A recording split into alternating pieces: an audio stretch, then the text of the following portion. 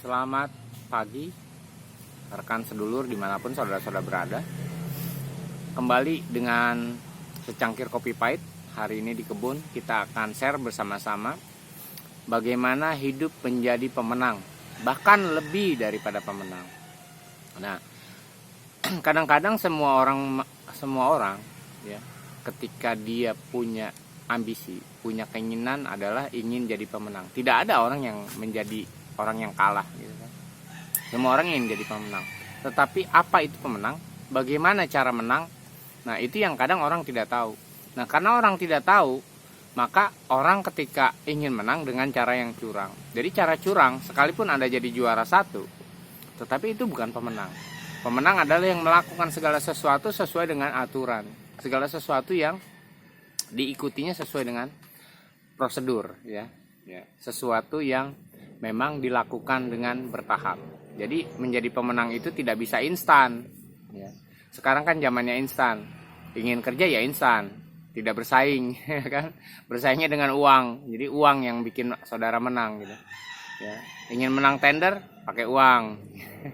Jadi uang yang bikin menang sebenarnya, bukannya usaha, bukannya suatu karakter, ya. Sehingga pada akhirnya ketahuan bahwa dia adalah seorang pecundang, seorang yang kalah. Karena ketika segala sesuatu dilakukan tidak jujur, ya, tidak fair gitu kan, itu malah akan menjatuhkan, ya kan, akan menjatuhkan, ya. Ketika pemain sepak bola menang dengan cara-cara yang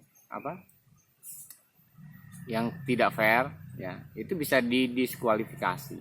Itu kan jatuh nya jauh gitu, bukan jadi ranking 2, bukan jadi ranking 3, ya, yang harapannya jadi ranking 1, tetapi jatuh, benar-benar jatuh, ya kan. Nah, ini yang harus kita pahami, ya. Kita pahami bersama-sama. Nah, kita kan membahas tentang bagaimana jadi pemenang di dalam kehidupan kita, ya. Walaupun materinya itu sama, ya, pemahaman tentang pemenang itu sama. Yang pertama kita harus bahas tentang pengertian menang. Ya, menang itu artinya tidak kalah. Menang itu tidak menjadi pecundang. Menang itu bicara tentang hatinya. Menang itu bicara tentang karakternya.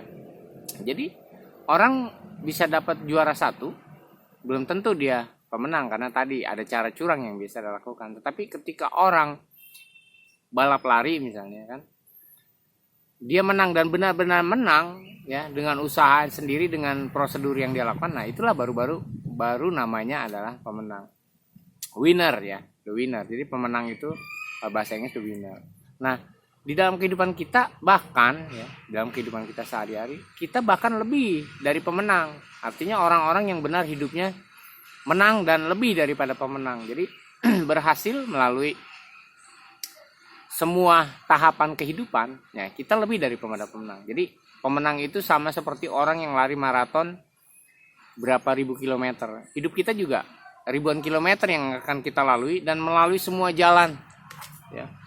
Kalau ada kemarin, ya, lomba-lomba, ya, triathlon gitu kan, ya, salah satunya yang berapa perlombaan yang dia lakukan, dia harus melewati semuanya itu. Nah, ketika kita ingin jadi pemenang di dalam kehidupan kita harus melewati semuanya itu, melewati setiap ujian dan cobaan, ya, di dalam kehidupan, baru kita bisa menjadi pemenang, ya. Semuanya harus dilewati, tidak bisa ada yang ditinggalkan, tidak bisa kita pas gitu kan.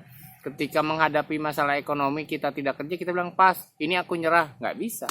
Itu harus dilewati kalau kita ingin jadi pemenang, ya kan. Jadi seorang pemenang yang sejati adalah seorang yang berhasil melewati semuanya tanpa curang, ya, tanpa tanpa kabur dari masalahnya yang dihadapi, ya.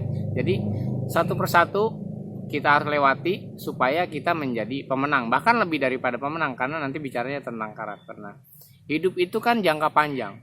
Jadi ketika kita menghadapi cobaan keuangan, menghadapi pencobaan di keluarga, menghadapi pencobaan apalagi sakit penyakit, menghadapi pencobaan dengan pasangan, menghadapi pencobaan dengan politik, ya kan. Semuanya itu harus kita lalui dan kita harus menjadi pemenang. Nah, dalam kenyataan banyak orang itu menjadi pecundang ketika menghadapi lalui semuanya itu, ya. Ketika menghadapi masalah ekonomi, dia akhirnya menjadi penjahat. Ya, contoh, ya udah dia kalah, dia nggak bisa lagi sebenarnya mengikut, dia udah didis, ya kan? Jadi dia harus memperbaiki dirinya dulu, baru dia bisa boleh mengikuti pertarungan kehidupan lagi gitu kan. Ya, gara-gara masalah ekonomi misalnya, ekonomi politik misalnya, orang tuh jadi saling membenci, ya udah, walaupun pasangannya kalah, itu sebenarnya no problem, yang dia dukung kalah gitu kan. Tetapi yang membuat dia kalah karena karakter dia menjadi penjahat, menjadi penyebar hoak gara-gara pasangan yang dia dukungnya kalah misalnya. Jadi banyak hal di dalam kehidupan kita. Saya melihat bangsa ini, orang-orang pintar di negeri ini, saya terus terang pada teman-teman saya mau bilang nih, Anda kebanyakan itu kok orang kalah. Karena hal-hal politik aja bikin Anda, karakter Anda ketahuan bejatnya gitu kan. Aduh, janganlah terlibat pada hal-hal yang demikian. Bahkan sekarang sudah kepada materi agama gitu kan. Udah, orang, saya tidak paham orang-orang pintar kok jadi pecundang gitu kan. Nah ini yang harus kita pelajari bersama. Ya kenapa saya bagikan materi ini? Karena yuk teman-teman, saudara-saudara, kita belajar menjadi pemenang di dalam kehidupan kita. Ya, kita belajar untuk tidak baperan. Ya, orang yang baperan itu pecundang, dikit-dikit nangis, dikit-dikit marah gitu kan. Karena dia tidak bisa menghadapi kehidupannya, karena nggak mampu.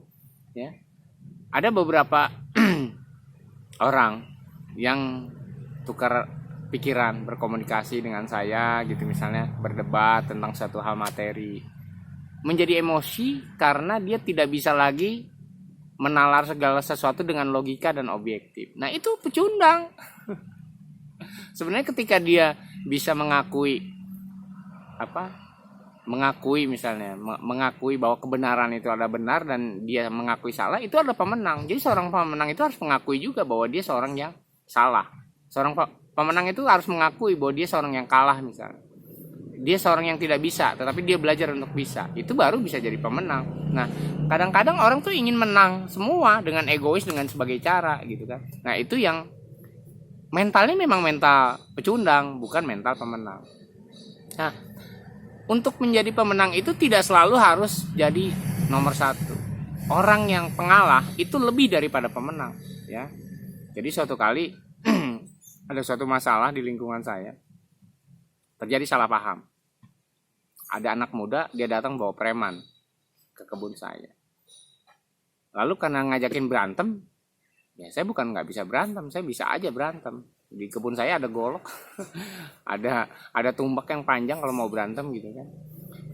Nah, karena saya lihat bahwa ini dia salah paham, salah mengerti apa yang saya ucapkan sehingga dia marah.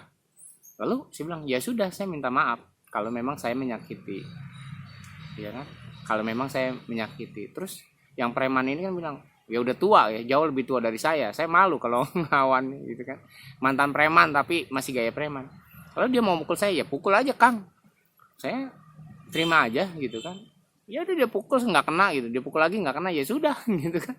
Ya saya menyerahkan diri. Kenapa? Kalau saya bisa berantem melawan dua orang, kan ujung-ujungnya kita ke polisi. Nah apa yang saya lakukan adalah saya mengalah. Ya mungkin aja memang saya yang salah gitu, salah ngomong sehingga disalahpahami, kan begitu kan. Ya sudah, dan saya merasa menang. Ya mereka marahan sama saya, tapi saya yang datangin duluan kepada yang tua, kan dia yang lebih tua, saya yang lebih muda, saya harus mengapain dia dan meminta maaf duluan. Walaupun saya tahu saya tidak salah, saya tidak mukul orang, saya tidak membenci orang, saya tidak menyalahkan, mengancam orang, saya harus minta maaf, cium tangan. Terus kepada anak muda yang jauh usianya itu mungkin seumuran dengan anak saya datang, Kang, kalau kemarin saya salah ngomong, saya minta maaf. Ya saya tidak tahu salahnya saya di mana, tetapi saya mengaku salah.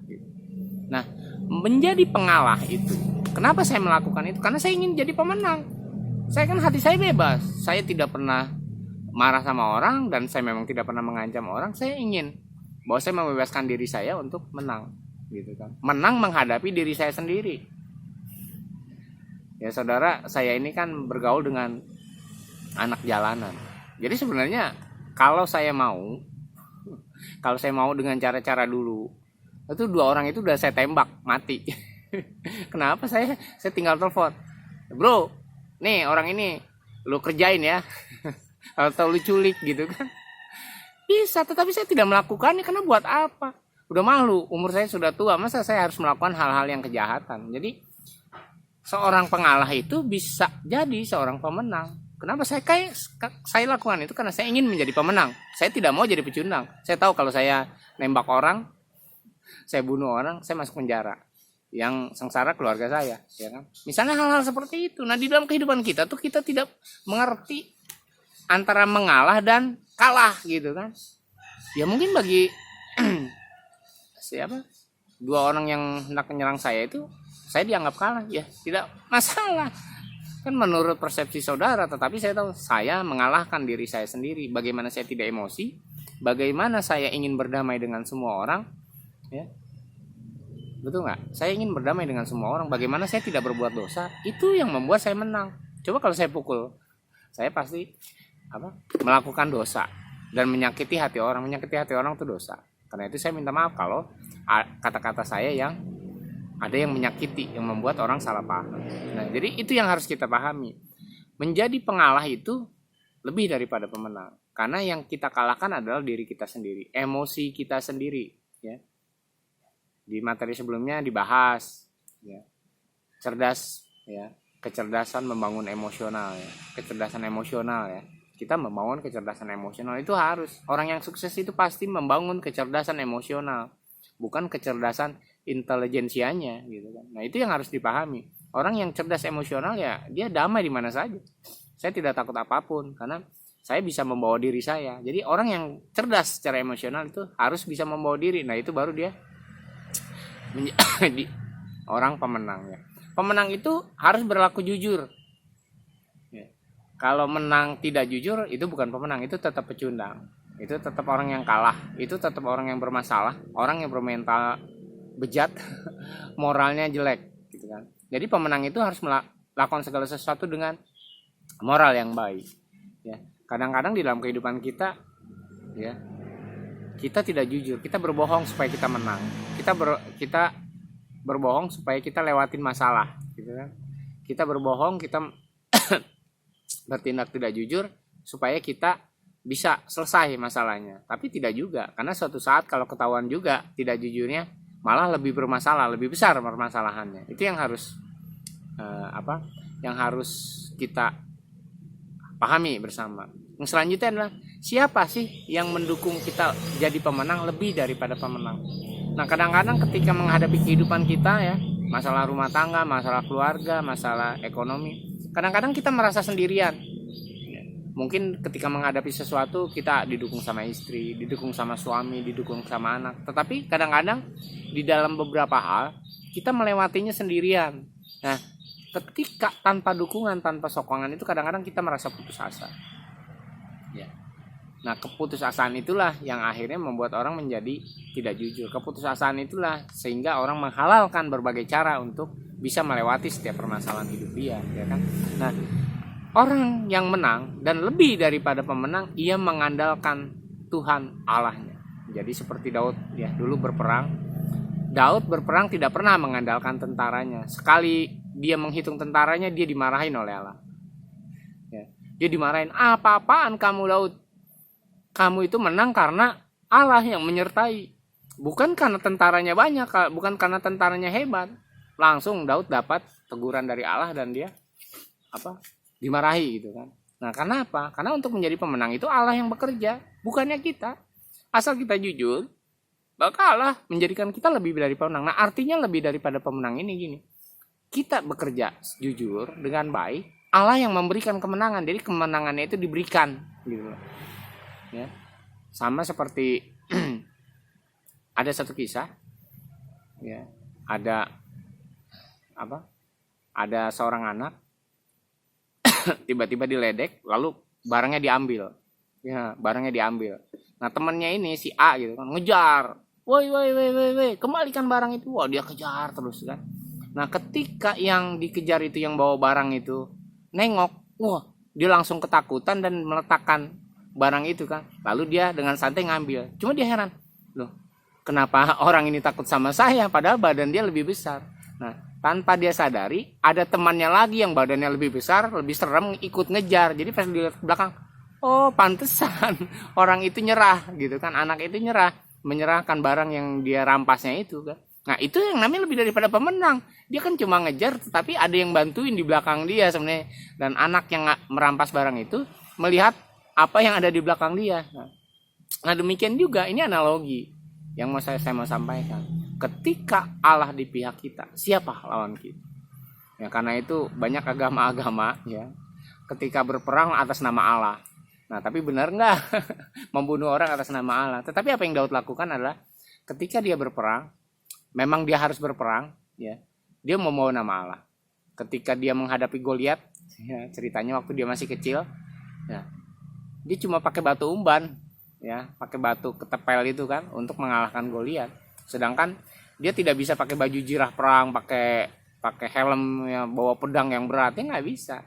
Karena dia bilang, engkau berhadapan dengan Allahku, ya kan? Jadi Goliat kalah karena Allah yang bekerja mengalahkan dia, bukan batu ketepelnya Daud, bukan. Tapi Daud tahu, aku datang dengan nama Allah. Ya. Sehingga Goliat yang raksasa katanya itu bisa dikalahkan. Jadi kita harus paham seperti itu. Siapa di belakang kita?